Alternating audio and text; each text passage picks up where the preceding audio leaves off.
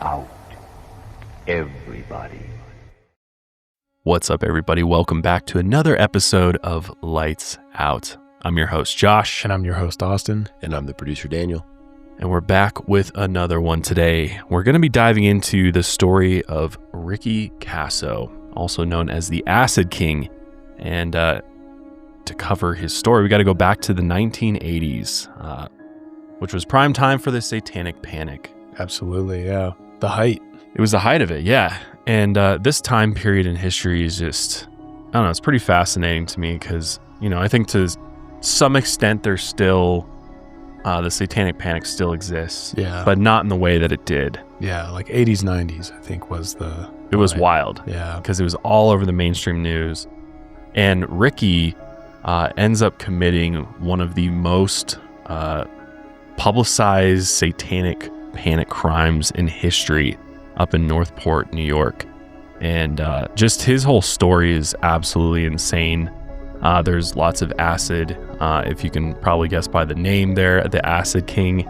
Lots of drugs, teenagers with nothing to do, and the general public that's absolutely terrified of satanic worship and satanic followers that they believed were everywhere and infiltrating the community. Because the rumor mill was going nuts. And then not only that, but the media circus that kind of followed this, everyone was freaking out because even the police were kind of reporting these, it's like, this is a satanic cult killing. Yep. So it's like, what else are you supposed to believe? This is in the newspapers and the police are saying this. Of course, we're going to get worried, right? And that's how everybody got their news. So people get the news in the newspaper on the TV, and if that's what the authorities are saying, right, why do they have any reason to doubt that that's actually what's going on? Right. So it's it's very interesting how this all unfolds. But I'm always interested in these Satanic Panic crimes because it's just wild to kind of go back to this time period and just the things that people were saying and the things that they were making up about Ricky Kasso and this whole satanic cult that was allegedly operating in this community. So pretty crazy one for you today. We have no sponsors today, actually. So with that in mind, if you want to support the show, you should go get some merch because we are doing a huge moving sale right now. Everything's 50% off at milehighmerch.com. There's still some items left. Go get it while you can because we're almost sold out. And this is the biggest sale you'll ever see because we're trying to move to a different distributor. So we're trying to get rid of what we have. There's still some great items out there. And 100% of all profits go to the Higher Hope Foundation, which supports victims of violent crime. Which, so go support the foundation. Go support the show. That's milehighmerch.com. Get it while you can. It's 50% off all items. But with that being said, shall we just go ahead and get into the story of the Acid King? Let's do it. So let's go all the way back to the very beginning of Richard Allen Kasso Jr.'s life. He went by Ricky. He was born March 29th, 1967 in Huntington, New York, which for those that don't know, that's about 30 miles east of New York City. And the area at the time was considered by some as a great place to grow up. Kids would go around on bikes, play at the parks, fishing off the docks in the harbor. And this was also a period of time when there was a big cultural boom of artists, musicians, and writers in the area. Ricky was the oldest child of a local high school teacher named Lynn and a teacher and football coach at Cold Spring Harbor High School named Richard, who went by the nickname Dick. Dick was a dick, as we'll soon find out, but he was dedicated to football, so much so that he even won the Nassau County Long Island Football Coach of the Year award by Newsday. So I think that says a lot about, he's that dad. Yeah, I kind of knew a guy obsessed with football. Bit, yeah. But as a boy, Ricky Jr. was described by friends as an average Joe. He wasn't bullied, but he wasn't popular. He was very much a middle-of-the-road kid who had friends and hobbies. And being the son of a football coach, Ricky grew up as an athlete. But as he entered his teen years, he would lose interest in sports entirely, which obviously Dad's not going to be a big fan of. As a young teen, his relationship with his father became strained. His father desperately wanted him to play football, of course, and become a star quarterback, live out that whole fantasy that I think all, coaches, that are dads end up having to some extent. And reportedly, when Dick's wife was in labor with Ricky, He refused to take her to the hospital until the game he was watching was over. Says a lot, too. Your wife needs to go to the hospital. You're like, hang on, babe. Wait till the game's over. Yeah, give me a sec. Yeah, that went over well. He was so obsessed with sports, though, that he pressured all of his children to be athletes from a young age. But Ricky really got the worst of it. Ricky had 3 younger sisters who were also into sports, but the physical and emotional abuse was typically isolated to Ricky. His 2 sisters, Kelly and Jody, were pretty obedient to their father and weren't pressured as much to play sports like Ricky was. And the youngest, Wendy, was too young to have any pressure regarding sports at the time. Wendy, who was 7 years younger than Ricky, would eventually see him as a role model because of their age difference. But Ricky would even show up to her school events that Dick would often neglect to go to because he's too busy with football. So Ricky and his sister, grew close over time. As Ricky got into his teens, Dick would often fly into a rage and physically abuse him when he missed practice or performed poorly during a game, which that's the fastest way to get your kid to hate the sport that you want him to play. Yeah, and hate you. Yeah, and just hate you as a dad. Ricky would show the bruises to his friends that were a result of this physical abuse from his father. And as time went on, Ricky struggled to find interest in just about everything and really lost his ambition. So he took up smoking weed to relieve the pressure he felt at home, which is kind of hard to blame him when you're dealing with that kind of environment. And so obviously through, acquiring weed, he also acquired some new friends that were part of the local drug scene. And this was also a time when curfews were barely enforced. Many children in the area had unrestricted freedom to roam around. And we were kind of talking about this before the show, but I think you and I think, Danny, did you have curfews as well? I mean, I was a really small kid, yeah, but as a teenager, not so much. Not so much? Really? Yeah. That's kind of tight, though. Well, it was more so that I had a curfew, but I just didn't adhere to it. Yeah. Gotcha. I was a little rebellious. I mean, we're all rebellious. Yeah. But like your curfew wasn't enforced per se. Yeah. It was a recommendation. Yeah. That's a healthy way to do it, though. I mean, I definitely didn't. There were nights where I would stay at my friend Robert's doing whatever, like late into the night. I would break curfew here and there, but generally, I knew my parents, if I ever came home, I knew I would be cooked if I was like drunk, came home at like after curfew, I would be screwed. Yeah. I'd be screwed. So you just stay at your friend's place. Yeah. You're like, hey, I'm staying the night tonight. I'm not going to be home. What was your curfew? I can't remember. I think it would depend on the year, but loosely like 11 p.m. That was like typically the latest you could be out? Like when I was like 16, I think that was like 11 p.m. was pretty much the cutoff, unless if there was an exception for some reason. It was more so communicate with your parents where you are. Yeah. As long as they know where you are, we'll be okay. Right. Yeah. 8 p.m. was mine for many years. Wow, that's early. Yeah, 8 p.m. Because until I was about 16, 17, it went up to 10 p.m. Okay, nice. And then I kind of forced it to go to like midnight based on where it was. But yeah, it was a pretty strict curfew. But I also lived far as fuck from everything. Yeah. So there was only a few places I could be. You could go to. It was like in my small town with a friend, or I'm at one of my friends' houses. There wasn't like, and my house was at least like 5 miles away from town. Sure. So I'd have to get a ride from somebody. I wasn't able to just like hop on my bike and like ride into anywhere. Yeah. I did have I would ride my bike to a lot of places, to a lot of friends' houses. And if it was like a summer day, I'd just be like, hey, I'm taking off to CJ's or whatever. And I go ride my bike to the city over and we go hang out, play street hockey, whatever. But sometimes once I got my car, I did have like, I had a friend Rod who lived down in Detroit. So I would like occasionally go drive down to that in like the university area. But even then, I think my parents generally trusted me for the most part because I often didn't break curfew and I never gave them a reason for them to be super concerned about it. Smart. Yeah. It's a way to play it. Yeah, I think that is the best way to play. Build that trust with them. And then that's good parenting, right?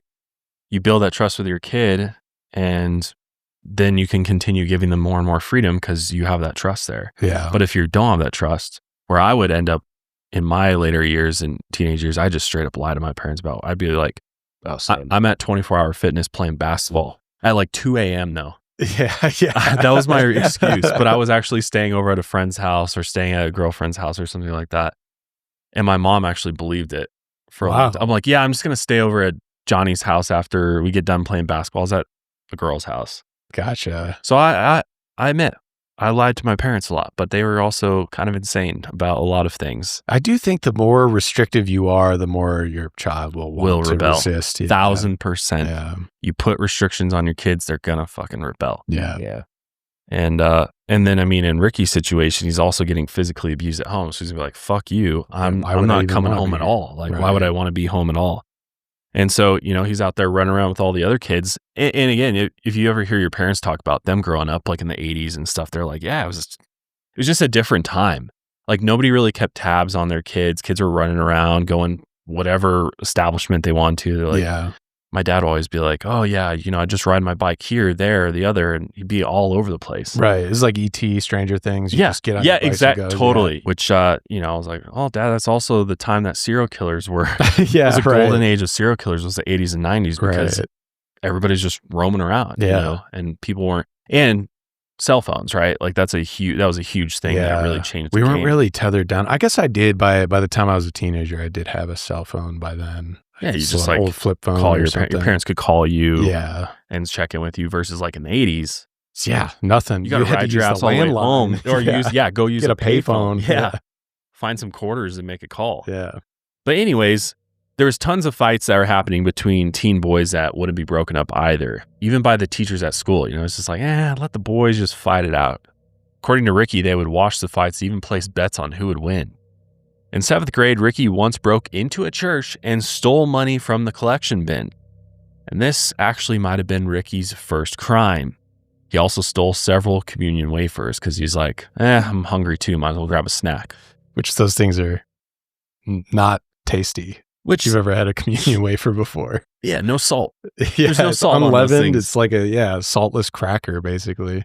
So, and what church has just got all the money hanging out in the open? I didn't just have like a bin of money. I wonder if he sat in the pew like during a service and then kind of snuck some of the money out of it. Maybe. I'm not sure exactly how that went down. That's bold too. Yeah. Instead of giving, I'm going to take it. Much of the following information comes from the book The Acid King, published in 2018. So some of the names that we'll use are pseudonyms, but most of the main people in this, we will be using their real names. But Ricky began experimenting with LSD with the street name Microdots, and the street drug he was buying may have contained PCP, amphetamines, and strychnine as well, which is just disgusting. But we actually really don't know much about what was in these drugs at the time. We don't know really where they were coming from either, but he began struggling more and more with his father's pressure on sports and the abuse at home. He still played football despite really losing interest over time, and his father would really criticize Ricky's performance in front of even his friends. And even the newer friends that he made through the drug scene would show up and actually support him at the games. And they would watch his father, Dick, just screaming at coaches, referees, whatever, and his own son from the bleachers. Here's one of his friends, Jimmy, who will come into play a bit later, Jimmy Troiano. Here he is explaining Ricky's relationship with football and his dad. Which this is years and years later. Yeah, I believe this was 2000, so about 15 years after the fact. Did he seem crazy when you would first meet him? Was he immediately different than other kids? Was he quirky? No. Well, when he was playing football, and every time he went on the field, he used to always say, I hate this game. I hate this game. And he did not like football. And I think it was because his dad wanted him to play it so much. And, I mean, we played Midville Junior High, remember that? And he purposely took the quarterback out. I mean, he did it cross-check. I mean, it's a legal hit, but he did it. And he got kicked out of the game for it. He hated football. His dad was pissed. I remember that, and his dad was on the sideline pissed. So yeah, would kind of do illegal moves just to get kicked out of the game so he didn't have to play anymore. And yet his dad was still forcing him to play. Yeah. When friends would come over to Ricky's place, some recalled Dick even sending them home just so he could use his son in private after a game where Ricky didn't really perform up to his standards, and one of Ricky's friends called Dick a, quote, complete jerk-off and a snob. Meanwhile, Ricky once broke into a neighbor's home with a few other boys, and they were hoping to steal items and money so they could fund their drug habit. All of them were caught and arrested, and when Dick found out that his son was stealing specifically for drug money, he really became angry. By the end of middle school, Ricky refused to participate in any more sports, and as you can imagine, this caused his father to resent him. I'm sure he also resented his father. And instead of sports, Ricky kind of turned to making more money through selling street drugs in much more quantities than before, and obviously using these drugs. He was known to use and deal hash, PCP, and what he thought was mescaline, but was possibly LSD. This soon got him the street name, the Acid King, which is how he's referred to constantly in a ton of publications. And another student who went to school with Ricky could tell he was on drugs, saying, quote, "You looked at the guy and you knew something was up." Going into high school, he was constantly suspended. His parents could tell drugs were becoming a serious problem, so they sought out help from a crisis intervention center called The Place, and this was around town in Northport. It was known for helping with drug abuse problems, especially for children. It was like this safe space where minors could just come in and out of as they wanted to, hang out if they just needed a place to stay, didn't have anywhere else to go during the day. And here, Ricky's parents tried to find him help, but he just could not get along with the counselor that they set him up with, and he told his parents the whole thing was a waste of money. So realizing that he wouldn't willingly participate, his parents no longer forced him to go. But meanwhile, Ricky made a friend named James Troiano who'd become his drug-dealing sidekick. His nicknames were Jimmy, Dracula, or sometimes Drac for short. He got the name because he had sharp canine teeth and he had a scar on his cheek. According to other kids, as the story goes, a metal hook from a swing, from like the chain link of a swing, had ripped open Jimmy's cheek when he was little, which is just, God. Yeah, brutal. And this scar made him look intimidating. But Jimmy was raised in an orphanage until the age of 4 and always seemed to have a chip on his shoulder. He was a bit of a loner and he really didn't have many friends. He was also prone to fighting and was emotionally unstable. But Jimmy was known as a tough kid with a violent reputation, but he became friends with Ricky over their interest in drugs, money, music, and theft. They first met when playing football together, but as the years passed, their interests would drastically change. Here's another clip of Jimmy talking about how he started hanging out with Ricky. Started out playing, I'm trying to think when I actually met Ricky. It was junior high, 7th grade football. That's what it was. That's when I met Ricky, and then we played football after school, tackle football with just the burnouts. And from there I started hanging out with him at his house, and I met him. I knew him for like 3 years. I went to a summer camp once. His parents had a camp. And that's where we ran up to to sell the acid, up to his parents' camp. They weren't there, though. They were at home. We went up because he knew everyone around, I think it was Saratoga. Right. And he knew everyone up there, and we sold acid up there. I had other better friends that were probably better for me, hanging out playing baseball or something, but doing the drugs and everything we did. He was there. We were together hanging out all the time. We used to go fishing and everything. But we'd be tripping fishing, yeah. He calls it the parents' camp. I think what he's referencing is their second home. They had a second home kind of up north where they would go and hang out and then go and sell drugs as well. Yeah. And even in that clip, you can see he's kind of angled a certain way. I wonder if that was intentional to cover the scar on the other side of his face. But by the winter of 1980, while they were both freshmen in high school, Jimmy and Ricky were really struggling at home. There was one day that they snuck up to Ricky's parents' second home, as Austin was just talking about, in Argyle, which is about 4 hours north of Northport. And they stayed there for a little while until the police caught them and then brought them both back home. Back at home, they struggled in school to the point where they didn't want to participate anymore.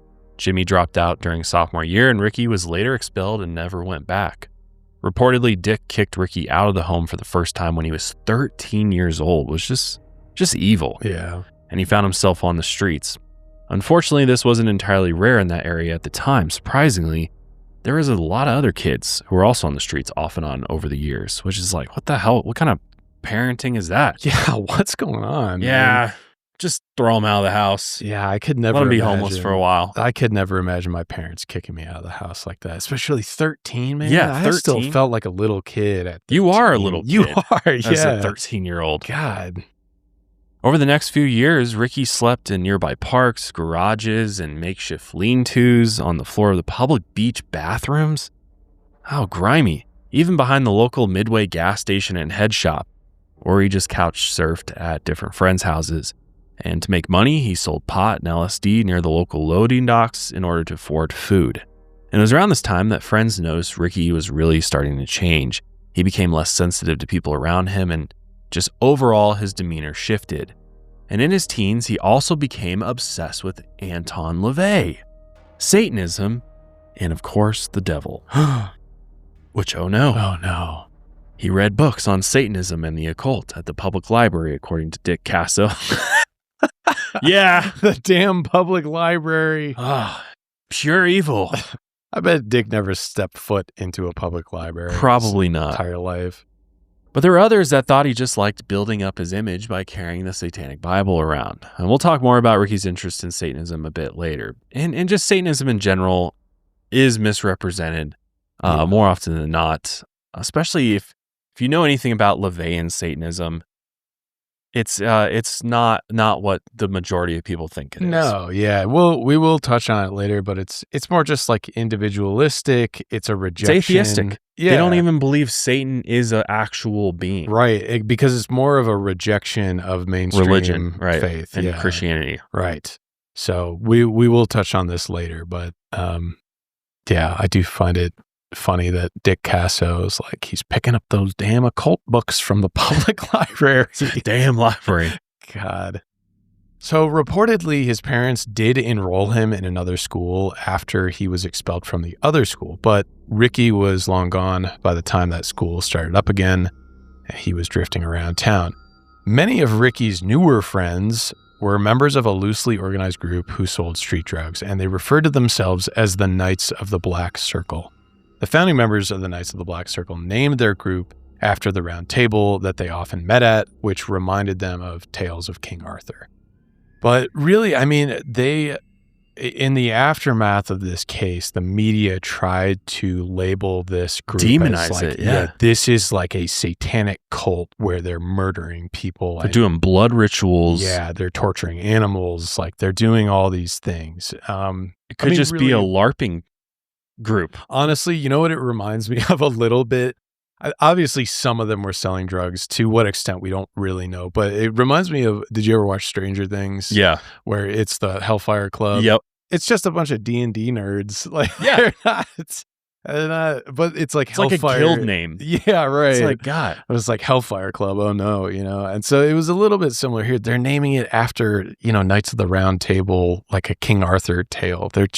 They might just be some nerds out there, right? It's not that big of a deal. But it's like people are so fucking scared. Yeah. It's like, oh my God. Yeah. The portal to hell just opened up in our town. Right. And it's like some of them sold drugs, yes, and they did try and use some satanic imagery as well, but oh my God, they inverted the cross. Yeah, oh no. A pentagram, it's inverted as well, but yeah, it was really just a low-level gang, if you even want to call it that sold street drugs, but the Knights of the Black Circle, as well as Ricky's association with them, which was kind of loose. It was more he knew people in it, but I don't even know if he was a member himself. This would later stir up a bunch of controversy at the height of the Satanic Panic and the media circus that would follow, so just a heads up. But the group was formed in the 1970s in Northport, New York. They were mostly just teenagers who wanted a little bit of protection with each other while they sold some skunk weed around town. They mostly operated on the North Shore of Long Island and would sometimes run into problems with other, quote unquote gangs that had territorial overlap. But they often gathered at Cow Harbor Park, where local police often didn't patrol because there were these odd zoning issues and really outdated laws in this area. So this park, it's beautiful, by the way, but it sat on the border or it still sits on the border of Huntington and Northport. But at the time, it wasn't clear whose jurisdiction the park was. Because of the zoning and jurisdiction loophole, no legal arrest by police could be made at this park. Which just sounds like a crock of shit to me. Just like, I don't know if it almost doesn't sound real to me, like this was made up after the fact. Like whoever was supposed to be patrolling this place was like, oh man, a bunch of kids were like selling and doing drugs here, and then nearby, more awful things were happening here. Nobody wants to take responsibility for it preventing this activity. Right. It kind of sounds like an excuse, but apparently this is what was going on. And because of this jurisdictional issue, this made just a perfect place for drug dealers and buyers to meet up here. And those who knew of the jurisdiction problem would even just do drugs in broad daylight. Some of them would even drink alcohol. They would maybe kind of be discreet about it, but it was kind of an open secret, I guess. The Knights traveled in groups to just protect each other, and they also were inspired by some of their favorite metal bands, AC/DC, Led Zeppelin, Black Sabbath, all of those, all those demonic bands. Yeah, the demonic bands, which is really just like white suburbia metal at this time. Yeah. It was just like... They had no idea it would get way worse. Yeah, right. Also, rest in peace, Ozzy Osbourne. Black Sabbath. I was just re-listening to their first album. Holy hell, is that such a great album. It's a little bluesy, but oh my God, I was like, this guy, I mean, I'm not blowing anybody's minds here by saying he was just the absolute legend, the rock god legend, but big rest in peace, shout out to Ozzy Osbourne. And it's so funny thinking that guy, they pinned a lot of the Satanic Panic stuff on Ozzy Osbourne, which is hilarious to me, because if you ever watched, like, what was their reality TV show? Yeah.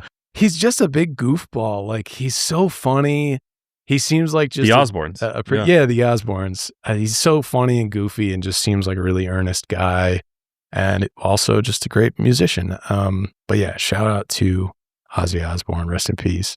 But anyways, they shared my sentiment towards that band. They loved it, and they were also inspired by satanic imagery to... Really, it was just to shock people. It was, you're a teenager at the time. You kind of want to get a rile out of people. Hell yeah, you do. I used to do that shit too. Yeah, right.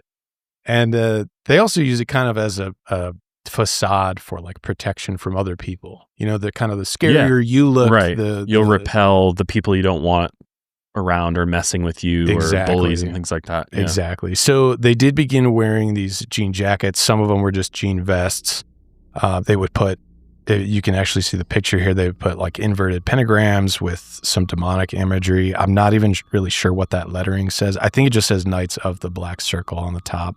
Real scary though. Yeah, it looks like it was homemade. Yeah. Right? Like they just were messing around one day. They just duct tape stuff on the back of their shirt. Right. Unless it's like sewn in, but... Yeah, I'm not sure. But I don't know. It just looks like a homemade art project. But demonic imagery, That's wild to think that this was like terrifying to people. No, yeah. What's happening to the youth? But after forming this image, they also attracted more members, reportedly as many as 60. And apparently Ricky Kasso was associated or loosely associated with this group in the 80s. They got so big that rumors began spreading about satanic rituals being performed out in the woods close by, and the Knights mostly denied the rumors, but some of them ended up playing into this as just a fear tactic. Someone did carve Hail Satan and 666 into the gazebo at Cow Harbor Park to perpetuate these rumors. I mean, if you're all about image, of course you want to play into it, right? Truth or no truth, that's what you're going for at the end of the day. And at one point, someone reportedly came across a stillborn goat that had been stolen from a nearby farm and partially burned. That's kind of a rumor, but rumors spread even further, claiming that the Knights were stealing family pets from nearby neighborhoods, never to be seen again. And one night even admitted to throwing live cats into bonfires, but the cats would just escape the flames. So they weren't even admitting to really killing cats. But there was a big deal. People were like, don't let your cats outside because these teenagers are going to come by and steal them. Yeah, it's wild. Yeah. Scary stuff, man. Yeah. There was also rumors that the Knights and other drug dealers operated out in the Aztakea woods, just south of Cow Harbor Park. And although this area had since been developed into a suburb now, at the time it was a small open forest that was once a failed building project. There's crumbling concrete walls and unfinished foundations. They're all scattered around the area. The locals gave this place the name Aztakea because it reminded them of ancient Aztec temples. Stories claim that these concrete ruins once belonged to a church of some kind. Many of the local kids used it for harmless games and bonfires, but some used it to drink and do drugs. It was in this small clearing in Aztakea near the ruins of the failed building projects where rumors later spread that the local satanic cult held their black masses there. It's generally believed the Knights, at least some of them, were influenced by Anton LaVey's The Satanic Bible. Ricky admitted his interest in the book to his friends. The satanic imagery and messaging in the book is meant to be an act of defiance against mainstream Christianity, as we were talking about earlier. Yeah. And those who don't understand LaVey's philosophy quickly write his ideas off as worshiping Satan, even though he literally does not believe that Satan is real. But the book suggests focusing on yourself. It's like self-indulgence first, right? Like, Yeah. Prioritize the individual self. right. Yeah. And not let organized religion dictate your life and trying to do good. Although, there's other controversial messages, I must say, in the LaVey Yeah. Satanism that, most would probably frown upon. Yeah. And I also, LaVey, he was a bit of like a shock guy Totally. too, right? Totally. That was a part of the He's whole like a character. thing. Yeah, that was the shtick. I mean, even you go and look up some pictures of the guy too, and you're like, he's in his costume. Oh, yeah. Like He likes leans to into do it hard. Yeah, Yeah. absolutely. Look the part. Yeah, but at the end, it's really, in my opinion, I think it's more theatrics. It's the rebellion, but in a more entertaining way. Right. The Satanic Bible. Yeah, I mean, yeah, he right. literally Come took- on. Yeah. Couldn't be more obvious, I feel like. But Yeah. just like LaVey, the Knights most likely didn't actually worship Satan or Lucifer, but they used the imagery and philosophy to defend and guide themselves. And there is no proof anywhere that the original group ever worshiped the devil, performed rituals, or held black masses, other than some eyewitness accounts that might have been trying to play into rumors. The version of Satanism that the group was interested in wouldn't necessarily align with Ricky's more intense obsession with the devil. Which will become very clear Yes. as this story goes on. Around this time, it's unclear what Ricky's relationship with his family was like, really at any given time after being kicked out for the first time at 13. But he did still have contact with them, I know, and also his family, his sisters as well. But Ricky's parents had him involuntarily admitted to South Oaks Rehabilitation Center in March 1983. He turned 16 during his stay, which that's super depressing. And apparently he tried to end his life only a few days after his birthday. Doctors later believed this was just a cry for help. So did his parents. But apparently, digging back further, he had once gotten into an argument with Lynn over a curfew she was trying to establish. And then Ricky then smeared ketchup along his wrists, which would make him appear to be wounded. And then he told her that she caused him to do this. Previously, one friend had called Ricky on the telephone and warned him that the drugs he was taking would end up killing him. Apparently, Ricky replied, "Yeah, that's exactly what I want." He ended up staying at the hospital for 11 weeks, and during his time, he escaped 5 times. He was apparently caught by police every time. Escaped 5 times, you would think you would figure out how to keep this kid inside a locked room. Yeah, seriously. But eventually, back at the hospital, he told a counselor he had no longer had an interest in Satan and that he wanted to go back to school. His counselor believed him and saw this as a big improvement, so he was released. They did prescribe him lithium and diagnosed him with manic depression, which is also known as bipolar disorder. After his hospitalization, Ricky found a role model and guide at the place. This was a counselor named Tony Ruggie. Tony would often play guitar at Cow Harbor Park, where he gained the trust of many of the local teenagers, some of whom were troubled. And Tony even talked with Ricky's friend Jimmy Troiano, and he gained both of their trust over time. But Jimmy was soon arrested for trespassing in April 1983. In the following months, he was arrested 3 more times for burglary. He was sentenced to 5 years probation and no longer sought out counseling after this. Meanwhile, Ricky was going to the place as much as he could just to talk to Tony. He also came to trust another counselor named Susie Strakov. As troubled as he was, he would tell them all these good things that was going on in his life, and he seemed like every time he was there, he was kind of seeking their approval. Maybe it's been suggested that he saw them as parental figures because his real parents had kind of rejected him. Ricky also entered a special education school, but was later kicked out for too many absences. His father, Dick, said he would try and find him another school, but he needed to cut his damn hair and get his act together. Did you have this growing up? I mean, you kind of grew up in a religious community. Did they have a obsession about your hair being cut? Yes. Okay, same. Yeah. Like Catholic school, you couldn't have your hair like below your ears or below your collar line. Yeah. It was like such a big deal. Yeah, below the shoulders for a guy was a no-no. Yeah. Just below the shoulders. Yeah, because like I had, my hair was longer when I was a teenager, so I'd grow it out, and then, you know, it would always be like right here, maybe at the longest. Okay. And that was fine. But it was like some of the guys that would go below the shoulders, you know, start getting longer, or they started like, you know, ponytail or like doing different stuff. Or I had one friend who actually dreaded his hair, and out he was like, he was judged hardcore by the church for sure. Yeah. And just by society probably too. Yeah, definitely. I remember I think it was my freshman year, I grew my hair out over the summer, so it was really long. And the school administration, I went to Catholic school, for those of you who don't know that, but they wouldn't give me my student ID. Really? Yeah. They were like, your hair is too long in this, you're not getting your student ID. Wow. They tried to force me to retake my school pictures, and I just never showed up. Damn. Yeah. Good for you. Yeah. I was like, why is this such a big deal? This is so funny. Didn't Jesus have long hair? Yeah, he did. So why are we tripping about the hair? Yeah, who cares, man? It's just hair. Yeah, but apparently this energy is what Dick had, his father. It was like this, if you have long hair, you can't be a productive member of society. So that's what's going on here. He apparently chased Ricky around the house with scissors, but Ricky left the house. He fled after this. Then Dick took his son's clothes out to the front lawn, and out of spite, he cut his son's clothes up with the scissors. So why would he want to be staying at this type of home anyway?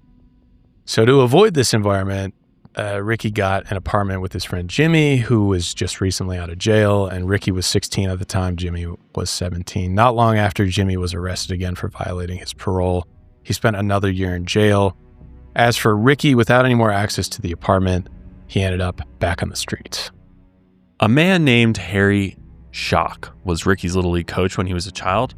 Harry's house was up against the nearby woods, and one day he found Ricky sleeping in a hole in the ground under the roots of a fallen tree in the backyard. He invited Ricky inside and gave him some new clothes and some food to eat, and when Harry called Dick Kasso, Dick told him, quote, "Mind your own fucking business." Just found his kid sleeping in a hole in the ground. Yeah. God, what an asshole. Yeah. Harry's son Richard was around Ricky's age, and they vaguely knew each other. Ricky would later show up to the house incredibly high and tell the Schocks that all the trees were trying to talk to him.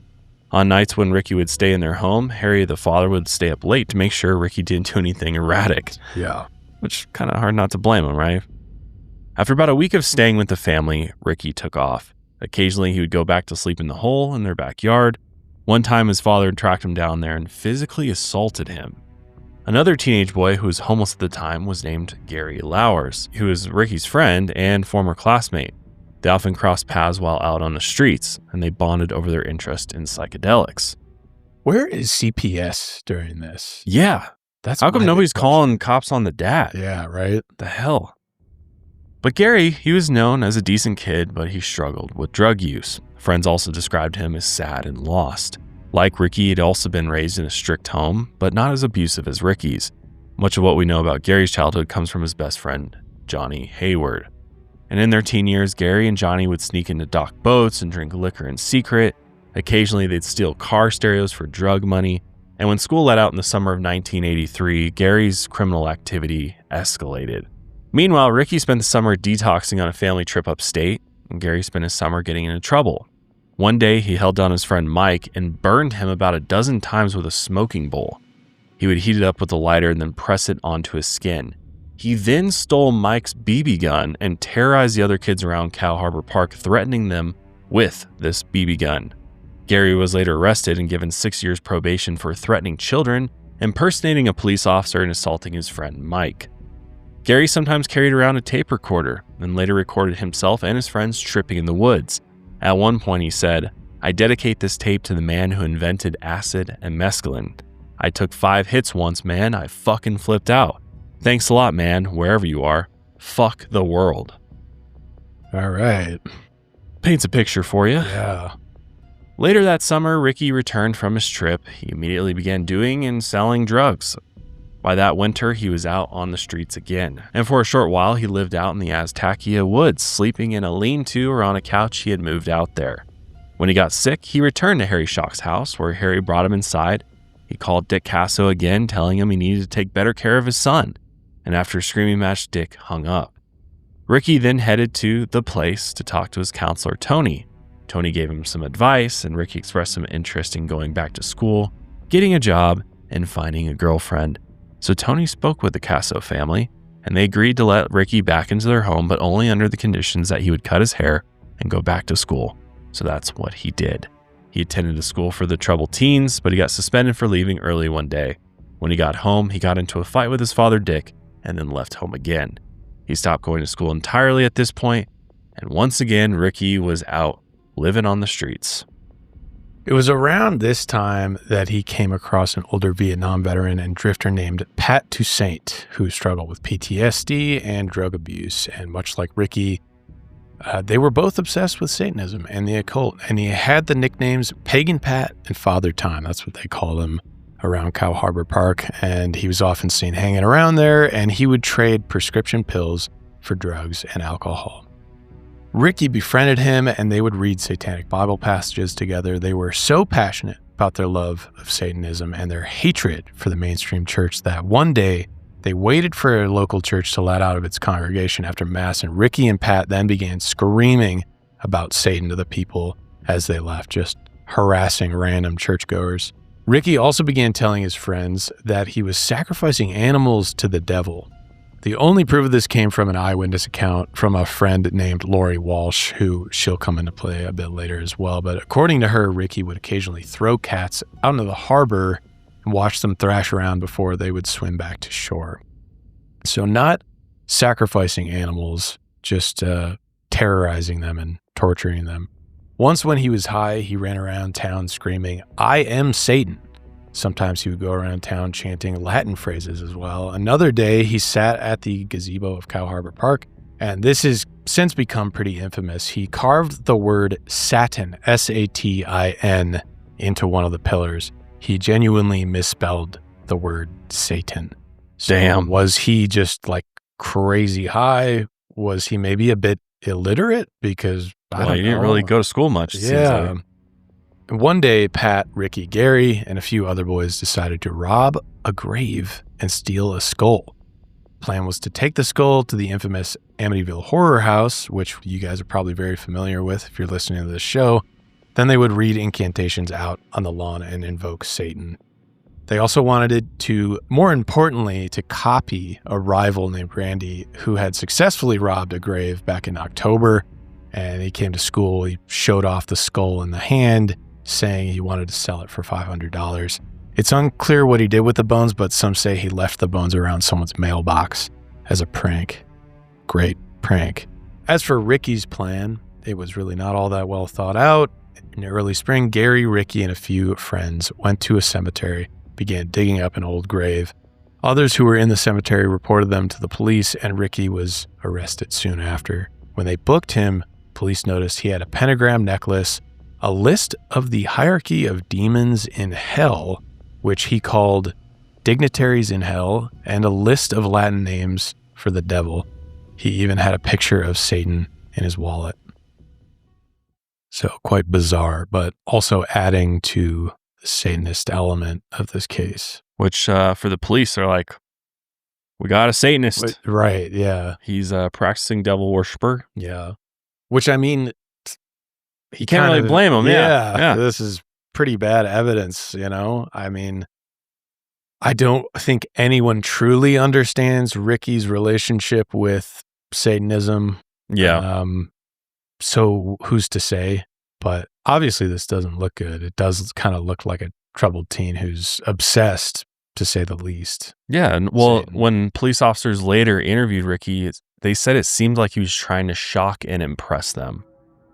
He told them he needed the bones for satanic rituals and tried to intimidate them, but the officers could tell he just seemed mentally unstable and physically ill. Later, officers admitted that they actually even felt sorry for him. So even they thought this was just kind of a show. Yeah. And it was determined that Ricky violated a public health law. So he had a hearing set for mid-June because, of course you can't just go start digging up graves. Yeah. The interview with Ricky eventually led officers to Randy, the boy who had successfully dug up the skeletal remains in Crab Meadow burial ground. It's unclear if charges were pressed, but when the news made it to the media, they made it seem like there were multiple teens in the area trying to steal corpses to use for satanic rituals, which obviously this heightened the satanic panic even more. Ricky later talked to the media about the grave robbing. The master tape of this interview has been lost, though, unfortunately, but archival records showed that he denied the idea that he was attempting to grave rob for satanic purposes, so the story lost traction. But when Ricky was released, his parents took him to the hospital because he had contracted pneumonia. Again, his parents tried to have him committed, but the doctor said it wasn't necessary after an evaluation. But while there, Ricky apparently told one of the hospital psychiatrists that if he went to jail for grave robbing, he would try to end his own life again. Still, it was determined that Ricky was in control of his actions and that he was not hallucinating, so they just released him. Despite everything, Ricky still wanted to get his hands on a skull. Ricky asked Harry Schock's son Richard if you knew how to get his hands on a skull, and Richard said to him, "How the fuck would I know where to get a skull, Ricky?" And even though they didn't have a skull, Ricky and Peg and Pat still headed up to the infamous Amityville Horror House on April 30th, and this was Walpurgis Night, the day the Church of Satan was founded in 1966. LaVey claimed that besides Halloween and your own birthday, this day is an important satanic holiday. Pat and Ricky stood on the front lawn yelling for Satan to appear, but they eventually gave up and went home. Yeah. As time went on, Ricky really didn't have very many places to stay. He had burned several bridges over the last few months, as the Schocks no longer let him stay at their home because he had harassed and frightened one of their elderly neighbors. So Ricky ended up staying with Pat for a while, who was squatting in a houseboat. But they didn't get along. There was one day Ricky got into a fight with Pat in the park. For reasons unclear, rumors spread that Pat was possibly a sexual predator since he often hung out with teens in the park. These rumors were never substantiated. But it is very odd this guy's just randomly hanging out with these young teens. Yeah. Around the same time, Jimmy had just gotten out of jail and even made new seedy drug connections while inside, so business appeared to be going well when Jimmy and Ricky rented a limo to go into the city and pick up a load of drugs. But Ricky's drug abuse soon ruined the entire operation. Instead of selling what he had, he would often use it and began getting high consistently and sleeping out in an abandoned sawmill, the Aztakea woods, or even in a chicken coop in the backyard of one of his friends, Corey, who's 14 years old. At first, Corey felt sorry for him, and then she became his friend. She would give him food and stay up late talking to him. She thought Ricky was very sweet, but clearly a very troubled guy. Another friend let Ricky crash on his couch, but Ricky would go off on rants about Satan, and his drug use worsened. He was also telling friends that if he took enough LSD, he could speak to Satan up in the Aztakea woods, and the devil would appear as a glowing tree. Whoa. Which is wild, but it's hard to imagine anybody who came in contact with Ricky really was taking him seriously at this point. Yeah. They know dude is high all the time. All the time. And he's known for just his shock. You know, he wants to get a rise out of people. So when he's saying I can speak to Satan, who's really believing him one way or the other? But meanwhile, Gary Lauwers was stealing money and drugs, and oddly, he was also giving away money and drugs to his friends. During one house robbery, he got over $4,000 and bought a motorbike for himself and two friends. One time, he even threw about $1,000 worth of cash up in the air at the Laces roller rink and watched as everyone picked it up. He had dropped out of school, lost his job as a dishwasher at a local restaurant, so he began stealing from his friends, including Ricky at one point. And that is a point of contention and maybe the inciting incident for this whole thing. But by April 1984, Gary was on probation for trespassing, assault, and theft, so constantly in trouble here. Meanwhile, Ricky struggled to make money. His drug use and homelessness had made him lose 40 pounds by early June. His court date for the grave digging was coming up on June 16th, and he began telling his friends that if he went to jail, he would harm himself. He even told one friend he would become the devil's right-hand man in hell, meaning he would die and go to hell. By now, Ricky's drug use was the worst it had ever been, and reportedly he would take 10 hits of mescaline each night or half a dozen tabs of acid. Sometimes he would do PCP or just all of the above. So no one really knows at any given time what he was on, how much he was on. But around this time, Ricky's family and friends tried to reach out to him. A friend did end up coming across him and asking about his devil worship, and Ricky was so scatterbrained at the time that he couldn't even explain his interest in Satan or devil worship, couldn't even really speak. At one point, Ricky's youngest sister, Wendy, snuck him into the family home so he could take a shower, grab a blanket before heading back into the woods. She also offered him a little bit of her allowance money, but he refused. That must be a brutal low point in this kid's life that your little sister is trying to give you her allowance money. But one day, Ricky was seen at Cow Harbor Park swinging around a baseball bat. He was hitting some of the playground equipment and saying that he was going to kill someone. One of his friends told him that he was scaring her, and he seemed to kind of come out of this strange daze that he was in for a moment. But then he was seen the rest of the week walking around town, talking to himself, sometimes about Satan. And on the morning of his court appearance, June 16th, he called his parents to ask for a ride to the court. They could hear him slurring his words on the phone, and his mother, Lynn, tried to ask him if he was on drugs at that time. He denied it and said he just hadn't been sleeping well. They eventually agreed to take him, and when he showed up to the Kasso family home, he was filthy. He hadn't showered for, God knows how long. They did not allow him into the house or offer him food. Dick ended up driving him to the courthouse that day, but it ended up just being a continuation hearing, so nothing happened. According to those who knew Ricky, on the way home that day, Ricky asked his father for a quarter so he could go get a bagel at the Midway, and Dick declined. Ricky then got angry and kicked the inside of the car door. Dick then forced him to get out. He later came back and gave Ricky $2, but he told Ricky to never speak to any of his family ever again. Now, on the flip side, according to Dick, his father, he would later say that he desperately tried to help his son, and he said he tried everything from, quote, putting our arms around him, as well as, quote, good old Marine discipline. According to Dick, on the morning in question when Ricky asked him for a quarter to buy a bagel, Dick tried to tell him to come home for a full meal instead. This is when Ricky got upset and stormed off, but, Dick's side of the story here, he felt bad. He came back and then gave Ricky the $2. But it's really unclear exactly what happened between the two that day. But Ricky never returned home again. That was the last time he would ever speak to his father. Which leads us to June 19th, 1984. One of the other boys who occasionally tripped on acid, Rich Barton, was out in Aztakea Woods with Ricky and Jimmy. And Jimmy had just gotten out of county jail after a 3-month stay.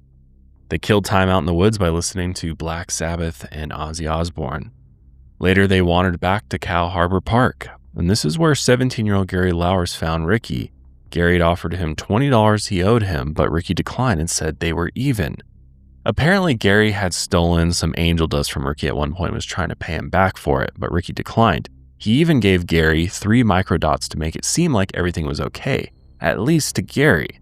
Ricky had allegedly told Albert and Jimmy that he planned on killing Gary that night. Jimmy later confirmed this, but Albert denied it. Gary then took some of the microdots Ricky had just given him and wandered into the woods. The boys then hung out in the woods for a while. Gary seemed to be feeling good. He even talked to a girl named Dorothy about his future and how he planned on not using drugs anymore. Later, the two went to the water to look for sharks and try to remember the words to the Sesame Street theme song. As the hours passed, a lot of the other kids cleared out to go to a birthday party. The ones who were left were Ricky, Jimmy, Gary, and their friends Albert, Rich, and Matthew, and they stayed behind with a few other girls that they knew. The boys, who hadn't taken psychedelics yet, joined in. Albert Quinones apparently only took one hit of mescaline after being peer pressured by the others, and he claimed he wasn't into drugs as they were, although he once admitted to smoking embalming fluid. It's still unclear just how many drugs or which ones the group had taken. They also weren't even sure what they were taking at times, so it's safe to assume that everyone's perception was skewed that evening. As for Ricky, reportedly he was high on several hallucinogens in very large amounts. Jimmy was about the same. Albert and Gary were also high, but had apparently taken less than Ricky and Jimmy did. Their intoxication levels are somewhat important, especially considering what happened next. Rich then left the group to go home to trip by himself. The rest of the boys took more microdots and planned to get some Dunkin' Donuts before heading back into the Aztakea woods. Ricky then told the group that if there were any girls who wanted to get laid, they should come with them. And after this comment, the remaining girls then left. Yeah, I don't blame him. Oh my God. Gross. Their friend Matthew promised to meet up with them later, but never made it. On the way to get donuts, Gary tried to have a heart-to-heart with Ricky, and Gary told him how glad he was that they were friends again. Ricky messed with him by lunging at him, but said he was only kidding. By the time they got donuts and headed back to the woods, only 4 boys were left. Those included Ricky Kasso, Jimmy Troiano, Gary Lowers, and Albert Quinones. Yeah, just to clarify, those who don't know, angel dust is PCP. Microdots that we were talking about is LSD or acid, possibly. Might be a mixture of things. And then just to recap before getting into this night was basically set up where apparently Ricky told the other boys, not Gary, that we're gonna kill Gary tonight because of that incident where Gary stole the angel dust from him. Even though it's odd because some of the accounts are saying that Ricky gave Gary microdots and being like, everything's cool. So either everything wasn't cool, Ricky's just putting on a show to convince Gary to kind of lower his defenses a little bit. That might be what's going on. But going forward, we will never really know what happened out here. Not only was everyone involved on drugs, who knows which ones or how many, but even that, it's just all eyewitness accounts here. And defense attorney Eric Neighbor would later say, quote, only God Almighty knows or will ever know what happened that night. According to him, Jimmy recounted 4 separate and distinct stories about what happened that night. So to put that into perspective, that's one of the eyewitnesses is making 4 different accounts that conflict each other. So considering that, a little bit of a spoiler alert, 3 of the boys will be giving their accounts. This is basically pieced together by a rough eyewitness testimony, and this is how the police just came together with a conclusion. So, as people pointed out in previous episodes, we often say, take this with a grain of salt once too many times, yeah. But going forward, keep that in mind. We don't actually know. They are tripping balls. Yes, seriously. Yeah. So, due to drug use and conflicting eyewitness statements, this story has just, been generally pieced together. The boys would each tell different stories after the fact, and they would also tell versions of their own stories that conflicted with previous stories. So what follows is the best deduction of what happened out in the woods on June 19th, 1984. The boys entered Aztakea Woods and headed to the concrete ruins, and they wanted to start a fire, but the wood was too wet from the rain. Gary offered his socks as kindling, and they were able to get a fire going. The boys often liked coming to this location when they were tripping because there was a big clearing because it was meant to be developed, so a lot of the trees were cut down. And this way, when they laid down there, they could look up at the night sky, see the stars. As they got the fire going, Ricky told Gary to throw his jacket into the fire to keep it burning. It's kind of a power move. Gary declined, but he did offer the sleeves of his jacket so he could still have a vest instead of a full jacket, which if you look back in that old photo of their jackets, they often did that anyway. Once the fire was ablaze, Jimmy said he could see the trees melting together and the stars were racing. So, yeah, keep that in mind. Reality is totally blurred. distorted. Yeah. Gary then laid down to join him for the views, and after some time passed, Gary said he had a feeling they were about to beat him up. So he could tell that there was tension in the air. Ricky then challenged Gary to a fight to settle things over their drug and money dispute. Gary agreed. The boys then began fighting with their fists while the other two boys watched. At one point, Albert said that Gary was winning the fight, but then Jimmy came in from the sidelines and kicked Gary in the ribs. Albert would also later admit to kicking Gary in the face during the fight. And during this fight, according to Albert and Ricky, Jimmy told Ricky to slit Gary's throat. Ricky then bit Gary on the neck before pulling out his knife and stabbing Gary in the side. As for Jimmy, he said he only kicked Gary after Ricky had already stabbed Gary at least once, not before. And, regardless of when this actually happened, who knows? But he said, quote, "I know I broke some ribs because I felt that side cave in." So we do basically have, confirmation, if that's what you want to call it, of even though Ricky is the kind of primary aggressor, we do know that these other boys were assaulting Gary as well. As for Albert, he later recalled the situation feeling like a nightmare. He thought the trees were reaching out to grab him, and he later said, quote, "I was just tripping out, man.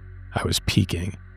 Meanwhile, Gary yelled, quote, "I love you, Mom," as he got away from the boys for just a split second. Albert recalled Gary then asking for help as he ran away, and he pleaded for Albert to stop the other two boys from killing him. Albert claimed that he tried to run after them and trip Ricky to let Gary get away, but apparently Ricky had already caught up to Gary.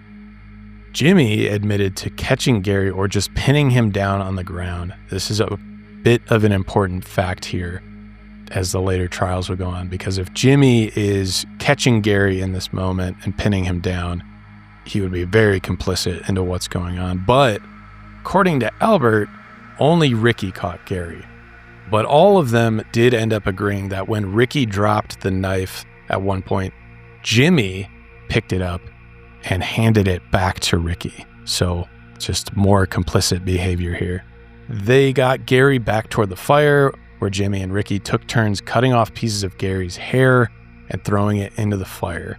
Then Ricky made Gary get on his knees and commanded him to say, "I love Satan." Ricky, according to him, he believed he heard a crow cawing right as Gary said his final words. I'm not really buying it, but he believed this was a sign from the devil telling him that the devil himself approved of his actions. Jimmy admitted to holding Gary down when Ricky began stabbing him in the back and side. Albert and Ricky, though, will disagree on this later, but it's important to note that Albert also thought he saw a swarm of bees during the attack. More of this injection of the psychedelics at play here, right? Yep. Who knows what they're seeing? Right. You can't really trust any of it. But Jimmy admitted that he knew Gary needed to die that night, and he didn't seem concerned with admitting this to police. He also showed no emotion when describing Ricky stabbing Gary multiple times while he begged for his life. After Ricky stabbed Gary, Gary collapsed to the ground, and Ricky stood over him and began talking about Satan.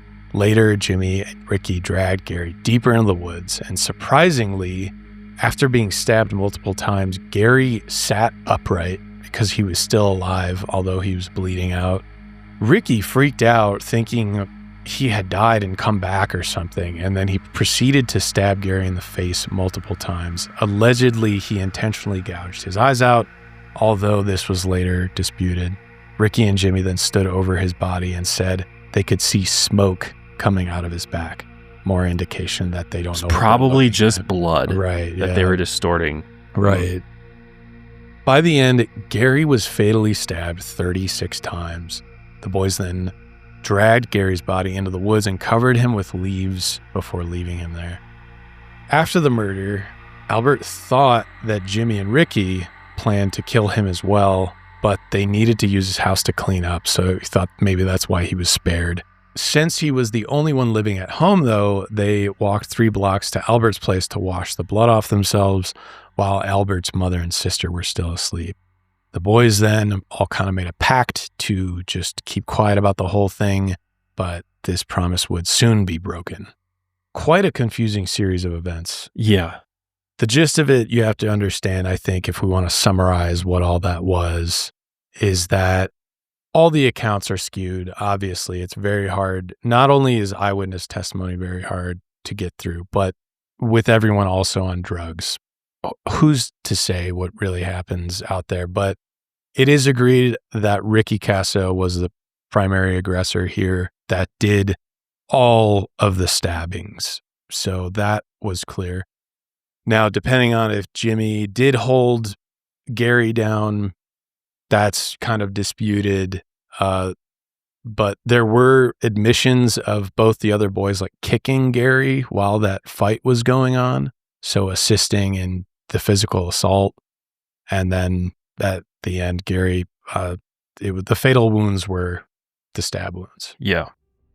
After cleaning up, Ricky went back to Corey's backyard chicken coop to sleep. And this would be the last time he stayed there because Corey's father would tear it down when he realized his daughter had been letting people sleep there. The following day, Albert told Ricky to throw the murder weapon into the harbor. It's believed this is where he discarded the knife. And in the weeks that followed, no one could keep the promise they had made to each other on the night of the murder. The boys told more than a dozen friends about the gruesome killing in the woods. Some of their friends just thought the boys were messing around. Jimmy told his girlfriend Karen, but she just laughed. Karen's friend Lori Walsh was also present when he admitted this. So that's just like tells you so much about these guys. They're like, what? Yeah, right. What are you talking about? You guys are just high. Yeah, and knowing that they're all about shock too is like Satanism, shock, the imagery. We did this ritual murder in the woods. Yeah, it's like, okay, Ricky. But as for Ricky, his behavior really got stranger after the murder. He started telling people that he was quitting acid and that knives were dangerous. Other times he would brag about being a killer. But people eventually started to notice that Gary was missing. He had been homeless and drifted around a lot, so it wasn't immediately obvious, but that, something was actually wrong. But at one point, someone called Gary's mother and admitted to killing her son and that she would never see him again. Gary's mother thought it was just a disturbing prank at first, not realizing that this was a true fact. Many believe the caller was Ricky Kasso. On another day, Ricky confessed to killing Gary to his friend Rich Barton, but Rich didn't even believe him. He knew Ricky well enough that he just thought he was hallucinating on drugs, but when Rich doubted him, Ricky said he could show him the body. So he followed Ricky up to Aztakea Woods. 14-year-old Rich witnessed Gary's body there, but he never told the police. He later told New York Newsday, quote, "I was just so scared. I thought that one night I'd be sleeping in my room and Ricky would just pop up there and kill me." In the meantime, Rich still let Ricky crash his parents' house out of fear. Apparently, Ricky tried to get Rich to help him bury Gary's body, but Rich refused. After Rich's connection with Ricky made it to the media, someone later burned his family home to the ground. Luckily, no one was injured, which, could that have been Ricky? Yeah, or people think that because of the media circus, because of this satanic panic, it was like you were harboring a crazy satanic cultist who committed a murder, and so it was kind of retaliation towards Rich. A reporter for the Rolling Stone magazine, David Breskin, asked many of the other kids why they never went to the police when the boys were bragging about the murder. Many said that they were too scared. One of the girls said that Jimmy told her boyfriend about killing Gary a week after it happened, and according to her, Jimmy was laughing about it and seemed happy with himself when he mentioned every detail. Oof. Yeah, it's not good. As for Albert, he said he thought he went to the police, Jimmy and Ricky would frame him for the murder. He also said he witnessed them laughing and joking about how they should find someone else to kill. Other times they joked about going into the woods and watching Gary's body rot. Over time, Albert began having nightmares about what had happened, and one of the nightmares, he had killed Gary himself. He also got vivid acid flashbacks from the night of the murder. One night, he even heard Gary's screams inside his own house. Another night, he saw a skeleton floating in his room that he thought was Gary's spirit, haunting him. In another account, Jimmy and Ricky went out to bury the body and also showed an anonymous couple Gary's remains. They were horrified, and Jimmy said, "Gary's in hell now because we made him say he loved Satan." Jimmy and Ricky then buried the body in a shallow grave. According to the eyewitness account, Gary's head fell off because he was so decomposed.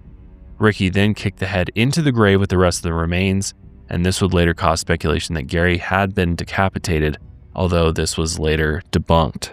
The boys were well aware that the area where they buried Gary would one day be developed into a subdivision. They knew that eventually the body would be discovered because of this, so they talked about burning the entire woods down. But instead, they agreed to run away to California and maybe enlist in the military. Just, They don't know what they're doing. No. Yeah.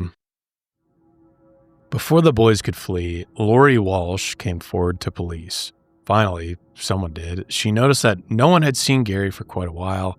She had asked his mother and his friends about him, but no one knew where he was.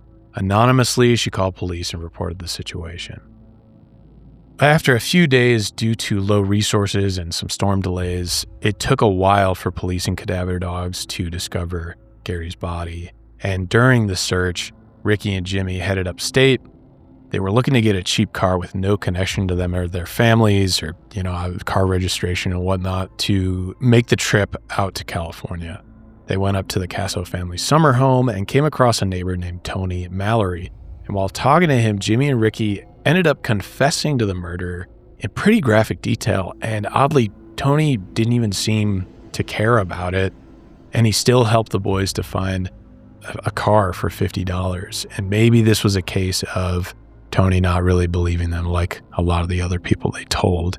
The boys then returned to Northport in this $50 clunker to sell the rest of their drugs to have enough money for the cross-country trip. And coincidentally, when they got back into town, police discovered Gary's body on July 4th, 1984. Because of Lori's anonymous tip, Ricky, Jimmy, and Albert were the police's first suspects. So thank you, Lori Walsh, for speaking up. Albert was the only one who wasn't homeless, so they found him first. They took him to the station and questioned him for hours, but he refused to talk. He was eventually released, and later he explained that he was worried they would pin the murder solely on him. He also claimed that police physically assaulted him when trying to get him to talk. This would be a huge problem later, and his brother even confirmed that Albert returned home later that night, bloodied and bruised. The following day, police got a call about a suspicious car lingering in a neighborhood, and this was Ricky and Jimmy's $50 clunker they had just bought. They parked it on a suburban street to sleep in it overnight, and when police arrived, they found both Jimmy and Ricky sleeping inside. Upon his arrest, Jimmy surrendered and said, "I always do square business with the cop." I mean, Jimmy had been arrested, countless times before this. As for Ricky, he had tried to stab an officer with a switchblade hidden in his back pocket. Officers were able to subdue him before he could do any harm. Police then brought Jimmy, Ricky, and Albert to the station. They were all there at the same time. Police made sure that Jimmy saw Albert in the police station hallway to think that one or the other was giving information to police. And their strategy ended up working, and the boys all gave their confessions, more than once, really, which is why we have so many conflicting stories. But investigators then tried to piece together the events of the night in question, and the boys were arraigned for the murder. This is important to note. Ricky's parents did not attend the arraignment, so they are checked out. After the arraignment, Jimmy was monitored in his cell to make sure he wouldn't harm himself, but oddly, they did not monitor Ricky, especially considering how many people he had told that he would harm himself, that he would himself if he was sent to jail. Apparently, he told the prison psychiatrist that he was feeling fine that day, so he was not put on watch. That night, inmates who surrounded Ricky's cell began chanting, "Hang up." And at 2:17 a.m., Ricky was discovered in his locked cell with a bedsheet around his neck. In the months and years that followed this murder, the local community was absolutely devastated. Gary's funeral was held on July 11th, 1984 at St. Philip Neri Roman Catholic Church in Northport. After Gary's funeral, teenagers from the community cleaned up the satanic graffiti and anything regarding Ricky at Cow Harbor Park. Considering the satanic elements of the case, a massive media circus followed, as we have mentioned time and again. Local and national news quickly covered the case with very sensational details, and the story would eventually reach Time Magazine, Rolling Stone Magazine, Good Morning America, The Today Show, and it even reached international newspapers from London and Japan. One of the problems was that instead of a media liaison, Suffolk County Chief of Detectives John Gallagher was the one who wrote the press release for the case. It was written very quickly, basically right after Ricky's confession was taken, and the entire thing was just this sensationalized idea that Ricky was a member of this devil-worshipping cult. Knowing Ricky, also the guy who is wanting to shock everybody, I think his confession got to some of the people within the police department, and they genuinely believed there is a satanic cult that exists, and Ricky might even be at the head of it to some degree. As you can imagine, this added to the media frenzy because this was the official press release from the police, seeing as it was coming straight from the police investigation. So John Gallagher wrote that Ricky, with the help of other satanic cultists, carved out Gary's eyes because the devil told him to. The Knights of the Black Circle were soon labeled as a satanic cult, and the media deemed Ricky as their leader. This was even mentioned in initial police reports, but later revised. One local who was familiar with the Knights and Ricky called it all, quote, an avalanche of bullshit. And on top of that, a very infamous photo of Ricky that kind of fueled the sensationalism was taken on the day of his arraignment, where he can be seen handcuffed. He's wearing the AC/DC t-shirt that he borrowed from a friend. It wasn't even his, but he was making this goofy face at the camera, and this image would immortalize him forever. Many claimed, he kind of looked like Charles Manson or something, and that he was crazed or possessed. And I mean, you look at it, knowing the story, it's kind of just this lost kid who's just is impossibly high. Yeah. One news report claimed that, he's wearing this AC/DC t-shirt, and the news report claimed that AC/DC stood for Antichrist Devil's Children, and that the band was a blood cult.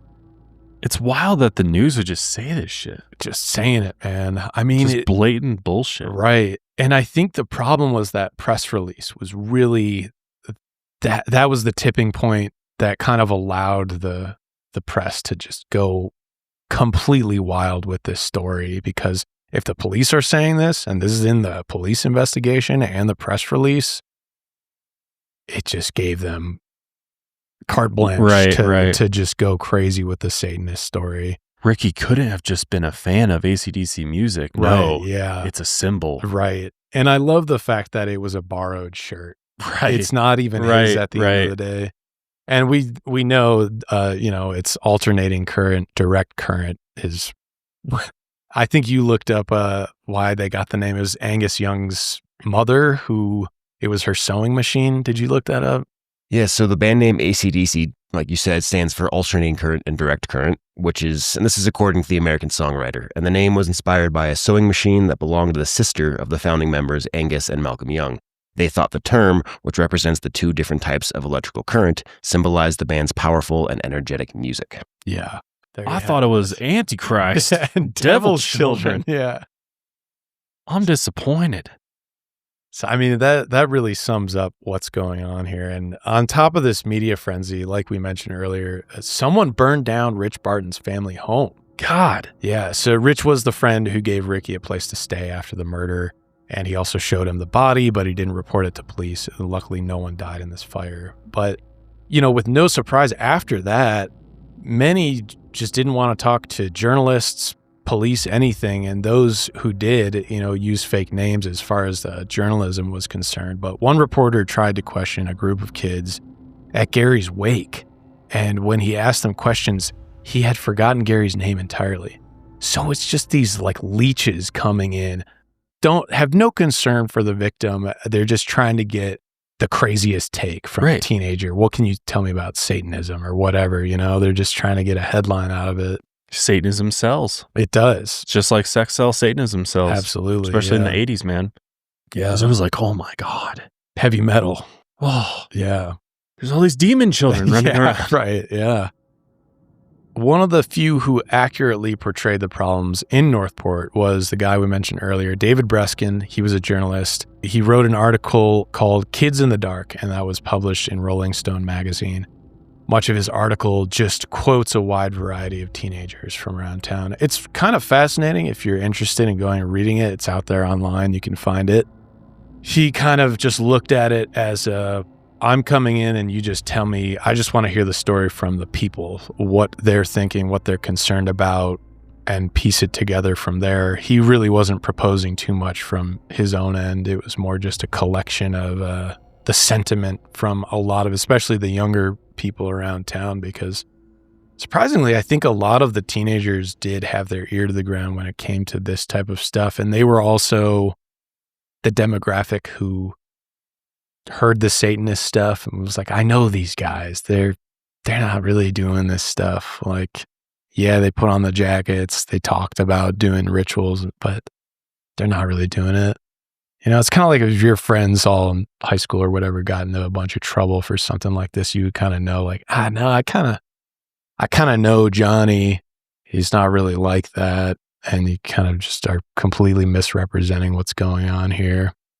Yeah, I feel like that's the way it is for most of us. Yeah. Like even the worst of kids who, you know, your parents are like, oh, so-and-so. Yeah. Stay away Bad from them. seed. And I'm like, yeah, they're not that bad. yeah. Like we've all made mistakes. We all do things that we're not proud of. Right. But are they really like this deeply evil individual? Right. Or are they just a lost teenager? Right. Yeah. Most of the time It's just so wild to escalate this to the level that they did of like, this is a satanic blood cult. Yeah. That's out there murdering people, you know, and not actually looking at like what the real issue was. Actual problems. This is a lost kid who comes from an abusive home. Yeah. Who's on tons of drugs. Right. Yeah. Who's completely lost touch with reality. Yeah. And so I think we don't really want to face that because it's easier just to demonize and scapegoat. No, it's Ozzy Osbourne. It's AC/DC. It's like this thing that it's not our fault. It can't be. It can't be our community's problem. It's just something else outside of our control that the kids are tapped into for whatever reason. It's just a scapegoat at the end of the day. Totally. It's like, where's the articles on Dick Kasso? Yeah, right. Being exactly. such a piece of shit. Right, yeah. World's worst dad. Yeah, right. That's like, honestly, that's want to talk about the root issue here. I think this is a parental failure to the nth degree. Absolutely. Yeah. It's like this, it's just like, it's so insane because if, you know, I think back to my childhood and when I was 17, I was really starting to deconstruct from Christianity and my parents were noticing that I was starting to pull away. Yeah. And I was like, I knew what would get my parents going. I knew what would scare them. I knew what would make them really like upset them, basically. Yeah. And I wanted to do that because I felt like I had been held back. I'd been suppressed. And so I was like wearing all sorts of like heavy metal band tees and shit. I remember I purchased a Suicide Silence shirt from, a deathcore band. And it's just like this violent, bloody imagery all over. It's a Suicide Silence on it. My parents freaked. Right. And I showed up to church with it on. Whoa. And that was ballsy. And people were like, yeah. And it's just like, I was rebelling because I was upset with, I felt like I was finally breaking free and I kind of wanted to like, get back at it. You know, just kind of be like, this is for like holding me back all these years and scaring me into, believing in hell and all these different things that I was starting to move away from. And so in that way, I understand where these teens are coming from. And then if you couple in abuse and all these other things, and then also drugs, like I wasn't doing drugs the way that these guys were, but I can only imagine you throw a bunch of psychedelics in there and PCP, shit's going to get fucking wild quick. Yeah. And so it all makes sense, but to just scapegoat, be like, oh, it's the music's fault. Yeah, sure. No, there's a deeper rooted issue here. Nobody wants to talk about it. Right. It's a severe lack of support systems. It's drug abuse. And these are children too. These are minors. Like I'm like, where is the intervention? Where's the proper intervention here with something like this? I really can't imagine. I mean, I know people fall through the cracks and stuff, but at least in the community that I was raised in, I couldn't really imagine someone going this far off the rails to the point where they're sleeping in the public bathrooms at the beach, where they're like completely kicked out of the house by 13. And I'm not saying it doesn't happen, but this rampantly, where it kind of had become almost the norm for a lot of these teenage kids, where it's like Jimmy, he's in and out of jail constantly. He's on probation. He's like, a young teen. I mean, I know it's rough out there, but could the community and those, and those in the government locally, did they ever stop to think about why is this happening? Right. What's actually going on here? Or maybe you need to fucking police the drugs a little bit more. Right. Like if there's this much drug activity going on, what are the police doing? And we all know from all of the cases and stories we've covered, the police really fucking sucked. Like they were pretty bad. Yeah. And especially in small communities like this, they were, focused on who knows what. Yeah. And this is a little bit of the tinfoil hat conspiracy I have on this one. I think the jurisdictional issue with the park reads bogus to me. It might be a real thing, but I'm like, that sounds like a huge excuse. That's like, oh my God, all these kids are just doing drugs out in the open and dealing drugs here. Oh, it's because we can't arrest them there. What? No, that sounds bogus. I don't buy that at all. Yeah, that's my theory for this one. I don't know. Yeah, I just think I think everybody made excuses for everything, and no one wanted to actually look at the actual root issue. Yeah. And that is parents are failing their kids. Yeah, abusive household. Yeah, and there's no support system in place for those kids that are being cast out. Yeah. So of course they're going to turn to drugs and, the seedier individuals in society. Right. So I don't know. It makes a lot of sense. But anyways, we're not justifying what Ricky did as well, but this is more of just we're trying to come to the understanding of what can lead to something like this. Like what really has to fail rather than just demonizing music, which is what a lot of people did. It's like, what are the root issues here? And I think people don't like to face that, because it's like a big reflective mirror put in your face in your community that you almost don't want to admit that it's something internal. Well, and also, depending on who you are and what your beliefs are, there's a lot of religious people who still think that way. Right, yeah. They're like, I know for a fact my parents think that way. They only listen to Christian music to this day. They don't listen to any secular music whatsoever because they truly believe, and my mother has told me this personally, there's pastors that I know that believe this as well, that you listen to this type of music and you are literally opening up a portal for demonic activity. You are opening yourself up to spiritual attacks from Satan himself. Yeah, that's wild to me. Through this music, which is purely an art form. Yeah. Which just makes you think is like, how much control do you have over your mind then? If you're that malleable. Yeah, exactly. That like you listen to heavy metal, do this. And all of a sudden you're like dreaming of demons. It's like, but if like that shit's real to this day. Yeah. And I'll be scrolling fucking social media and I'll still see there's people out there. It's like a big fad right now for a lot of religious folks out there who are still entrenched in this and like Christian music's kind of like having this comeback right now. Hit a lot of Christian music hitting the top, Billboard 100. The best music genre ever is Christian. We got rock. Jelly Roll coming in, man, with the Is he Christian music? I have no idea. He's not technically a Christian artist, but he just did a big collaboration with one of the largest Christian artists in the world, and it was like a major hit. And like a lot of these Christian artists are having this same type of message of like, you become the music that you listen to in a lot of ways. Sure. And that's why I listened to strictly Christian music for a long time, including Christian metal, what a fucking conundrum that is. Right. It sounds fucking violent and brutal, but it's like about Jesus. And or Demon Hunter, like these these bands out there that are appealing to the masses. So it's this, I don't know, it's just this whole fucking thing. And I'm like, I listen to plenty of music it's made by very religious people. Like, I know a lot of it, like their faith inspires their music, but it is not Christian music or Muslim music. Like the artist is very spiritual and devout, yeah. And very devout. Yeah. And, but they're not injecting that. But it's not like it might biblical. be more, it's like more subtle, maybe weaved into it to some degree. Like I like the National, they're, very religious to some degree. And you can kind of hear it sometimes in lyrics, but it's not like throwing Jesus at your face or anything. It's more like this is love Jesus or go to hell. No, it's not like that. Like Manchester Orchestra, I know is fairly religious. There are these bands out there. Yusuf Islam, Cat Stevens, right? Very religious figure.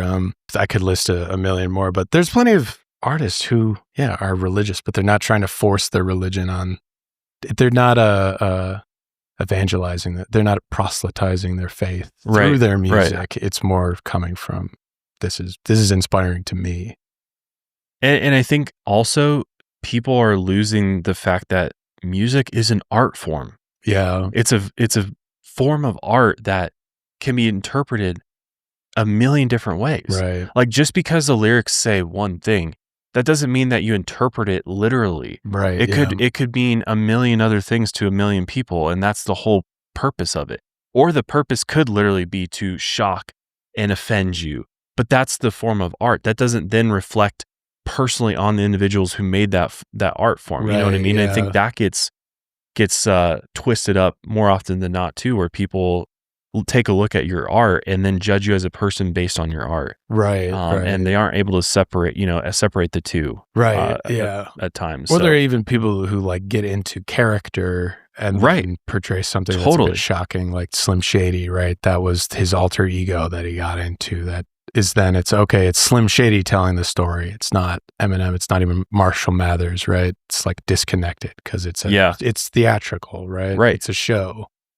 But those in most religious communities would not say that there's a separation between those. Right. You're like, this is all literal. I don't understand metaphor. Right. Right. So I think, this was happening then in the 80s, especially. It was just more publicized then. And I think even now, I think depending on which media you consume, you'll hear some similar messages that they were talking about on mainstream media back then. Yeah. It still exists very much today, the Satanic Panic. It's just, I feel like it's not as popular to be a Satanist these days. You know what I mean? And I think over time, people were just like, why would I be a Satanist? Because it just puts a target on my back. Because nobody's going to understand and I'm just going to be judged for it. So why would I be outwardly public about being a Satanist? So most Satanists are people that you may never even know that they are. They're not wearing all this stuff all the time because they know it's just like, why would I do that? It's just going to make everything worse for me. Yeah. So, and I probably sound like I'm like a Satanist over here, and I know I've gotten that in the past, and I'm not a Satanist, but I respect freedom of religion. I respect freedom to believe whatever you want to believe. I don't think any religion should be forced on anyone, and everybody's entitled to their spiritual beliefs. Yeah. As long as you're not hurting others, I don't see any issue with it. And, it's just, obviously I have a bias against Christianity in some ways based on my own personal experience with it. I don't have I have no issues with Christians whatsoever. Like, as long as you do your own thing and you don't bother me with it, I don't care. Yeah. But it's the unfortunate reality that there's a lot out there that still continue to judge others and try to, cast judgment of your one soul is what bothers me. Is like when people are being like, well, because you're not fucking a Christian, you're fucking going to hell then. It's that mentality that still pisses me off, if you can probably tell. But anyway, it's exhausting. It is exhausting. But it's like, it's not the fucking music, guys. It's like, dig a little deeper, think a little harder. Yeah. It's not that. It's not necessarily. And it's like, there's also science to music as well. There's, certain chord progressions, there's tones, there's frequencies, there's all these other things that play into music and the way that it may affect you physically. Yeah. The brown note makes you poop your pants. The brown note, exactly. Amongst a million others. So it's like, it's not, it's people get so wrapped up in the lyrics. I feel like that they miss lose all these sight other of things. everything else. Yeah, I agree. Which we're now getting into a whole other Yeah, but I mean, it all discussion. is related, right? Yeah. Because so many people were very quick to just like AC/DC. That must be the problem here, and it's let's judge silly. it face level here. Yeah. They have a song called Highway to Hell. Yeah. Oh, no. So David Breskin, to get back to him, he was the guy that wrote the article Kids in the Dark for Rolling Stone magazine. He was actually the only journalist that Albert Quinones ever spoke to, and his findings were later subpoenaed, although not much came from it. But that's how much a lot of the kids in the community trusted David Breskin at the time, which is fascinating that out of all the journalists, he was one of the few to not sensationalize things, and he was also one of the few to kind of just trust the youth and listen to their stories. But Jimmy's murder trial was scheduled for the spring of 1985. The DA gave Albert immunity in exchange for his testimony, and during jury selection, countless potential jurors were dismissed because of the Satanic Panic media circus. Defense attorney Eric Nyberg tried to get Jimmy's confession thrown out because neither his parents nor a lawyer was present when he spoke to police, even though he was a minor. Oof. Huge no-nos here. During the trial, Officer Luis Rodriguez also admitted to taking a partially false statement during a confession. Ooh. Which this hurt the prosecution's case, but prosecutor William Keaton was hoping that Albert's testimony would be enough for a conviction. Albert had told police that he had seen Jimmy hold down Gary during the murder, but toward the end of the trial, he said that he had been lying and that police forced him to say that. During the trial, he said he had never seen Jimmy holding down Gary. He then mentioned that the police physically assaulted him to try to get him to talk. Albert's brother confirmed he came home bruised and beaten after speaking with police, which, God almighty. Considering the amount of drugs taken, the reliability of the witness statements also came into question. So obviously this case quickly fell apart. You got police brutality, you got the fact that they're on hallucinogens, You got the fact that they're children. and they're minors. Yeah, and then speaking with police without parents or lawyers present. Insane. Which it's no surprise that Jimmy Troiano's trial ended in an acquittal on April 25th, 1985.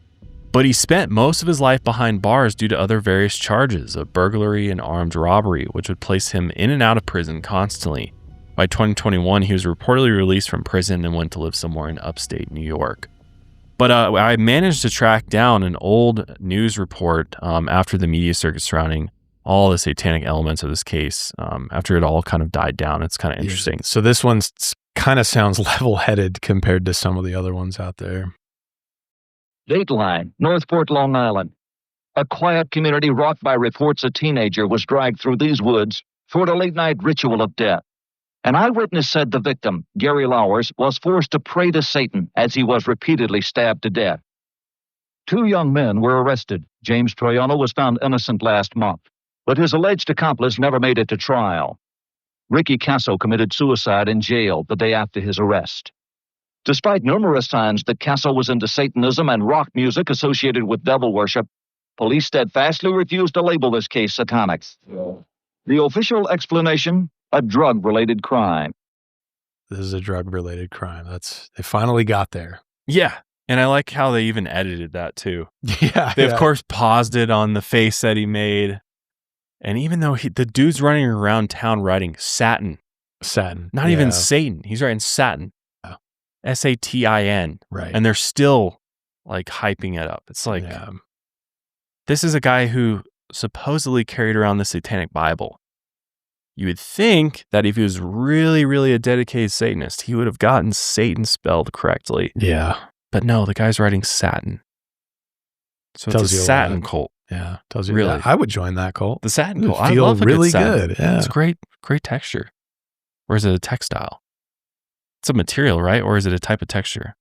I think it's a material. It's a material, right? Yeah. Like satin bed sheets. Yeah. Smooth, soft. Yeah. Well, here's another clip from this clip's from this very old documentary. It's like 20 years old, called Satan in the Suburbs. But this is another clip of Jimmy being interviewed in 2000, and there's just a few more clips. Kind of talk about what he went through. So you weren't, how did you feel about Ricky after the whole incident? I wasn't really pissed at him. I was more pissed at the whole incident, that I was high the night of the murder. I mean, I just wish that never happened. The drugs, that's basically why, you know. Unless something deep in Ricky's mind was, you know, Satanism was really in his head and he had to kill him. I don't know. But you weren't mad at Ricky afterwards, really? And no, I was more mad when he started telling everyone, because I really wanted to just forget about it, you know, and hopefully nothing will ever happen, you know. But shit did happen. Even the night when we seen Gary that night, I thought he was letting bygones be bygones, because it's not like we dragged Gary into the woods. He came in hanging out with us, and it's just the element of the drugs just kicked in, and that's when it popped up. It was a tragedy, and truthfully believe that there was no drugs, at least in my part, that would have never happened. It would have never went that far. Might have been an ass stomp, and that's about it. But it wouldn't have went that far. Yeah. Is there anyone in the whole story, whether it's Ricky or Ricky's parents or your parents or Gary or any of the girls or anybody in the whole story who you would like to say anything to? Or Albert, anybody who you haven't seen, or anybody or Ricky or who you can't see that you would like to say anything to? I'd like to say hi to Albert, because I haven't seen him, and sorry, because he got sent to Georgia, because when I was in prison, one of the kids that knew about the murder, they went up and hit him with a beer bottle. And I guess Albert's parents thought he was going to be the next one to get killed, you know. But that was not, I don't know, maybe they thought it was a gang thing that we were in, but it wasn't. It was just that I guess the kids were pressed that someone was going to turn state's evidence, and someone had to get on the stand and make a case for him. So, and Albert was the person, you know. Right. So. Would you like to say hi to him? Yeah. And of course, to Lauer's family, I'm sorry. I mean, I wasn't straight. If I was sober, it wouldn't happen. Well, nothing can be done about it now. And to Ricky, what would you say? I don't know. Hope you said your prayers before you hung up. I mean, whatever. Gary's old friend Johnny visited Gary's mother, Yvonne, for over a decade before she eventually asked him to stop. She was ready to move on from her son's murder. In the following years after the murder, the community tried to crack down on drugs and build support systems for struggling children. The counselors at the place worked on raising awareness, and a youth outreach program also began assisting the organization. So that's a good thing, at least, that they were like, oh, maybe there is more going on here than meets the eye, and we should have some more support. The community also became aware of these jurisdictional issues with Cow Harbor Park. So Huntington leased the park to Northport so police could finally monitor it and enforce the law. Okay. It doesn't make sense to me, but maybe there's something I'm missing. Aztakea Woods was eventually leveled and turned into a housing development. As for Albert Quinones, he joined the military and later published a book in 2023 called Eyewitness, The True Story of the Northport Aztakea Woods Murder. In it, he mentioned how much damage the initial sensationalized press had on him, really, and the case, and the whole community. I mean, it just made everything 10 times worse. Yeah. Because it took a long time for the area to shed the rumors of being a place infested with this murderous satanic cult. Some argue it's never been able to shed this reputation at all. I'm sure there's probably a few people there that still believe this cult still is there. As for Ricky Kasso, he was never given a funeral. His family was up at their vacation home when he died, and Dick Kasso saw his son and his son's death as an inconvenience. What a real piece of shit, that guy. The family also took some time before finally retrieving Ricky's ashes. They sat in a local funeral home for almost a year. This is your kid. Yeah. The family claimed that they were worried about their daughters being harassed by the media if they came back to town too early. But Dick Kasso later passed away from Lyme disease in May 1991 after years of mental deterioration. Lynn scattered Ricky's ashes in an undisclosed location in the 90s, and the family eventually moved away from Northport. The story of Gary Lauer's tragic murder still persists, not only in Northport, but as an example of what can happen when young teens lack support systems, fall into drug abuse, and their actions become sensationalized by the media, and they're judged for the music and the clothing that they wear. Yeah, really. And whatever bizarre beliefs, whatever crazy things that a teenager says, it's like, doesn't always mean that's the real reality. Yeah.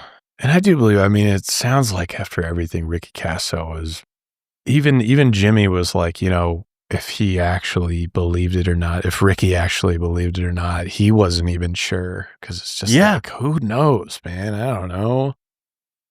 Doesn't seem like Ricky was, I don't think he had his head on his shoulders for quite a while. No. This. I mean, and let's not even, let's not even mention the potential brain damage from doing all of the drugs that they're doing so too. Young. Especially this young, your brain is still very much developing in your late teens into your early 20s. And so when you're hitting your brain with angel dust and LSD, as much as he was, I mean, it's going to fuck you up. Yeah.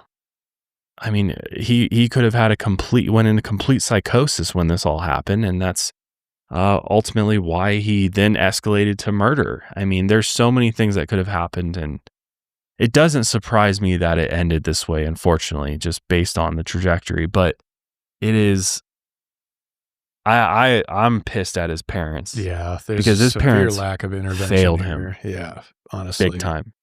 I don't know about some of these cases, but it almost sometimes feels like if your child who is a minor does something this horrific, it almost feels like the parents should be prosecuted to some degree, especially a case like this. I'm like, this is just an abject failure. Yeah. Seems preventable to... Right. There are so many kids who, I mean, even get lost in drug abuse. I mean, that's tough to deal with as well. So I can sympathize how difficult it is dealing with someone who is an addict, right? They're notoriously liars. You can't trust them. But this is a child, really, at the end of the day. Well, especially when there's clear evidence that they did not do anything to support him. In fact, they made his circumstances far worse, which may have accelerated his path. Yeah. And there is no accountability there whatsoever for the parents. And that is truly sad, because their son ended up murdering somebody and taking their entire life away from them. Yeah. And then they ended up losing their own son. Right. So it just is a complete breakdown on so many levels. It's sad that sometimes it feels like it takes something like this happening for everybody to wake the fuck up and be like, oh shit. Yeah. Did we do enough? But yeah, no, I agree with you. I think in some of these cases, it's just like, man, parents just kind of get off scot-free here, and nobody's held accountable at the end of the day.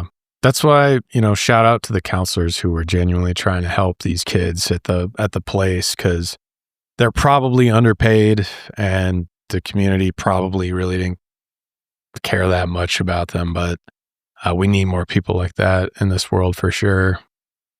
Yeah, most definitely. But yeah, let us know your thoughts on this. This is it's a wild one. Let us know. Yeah, what do you think? What do you think happened with Ricky and yeah. What the fuck? What the fuck happened? There's not much else to say, really. Yeah. What the fuck happened? Yeah, this is a brutal one.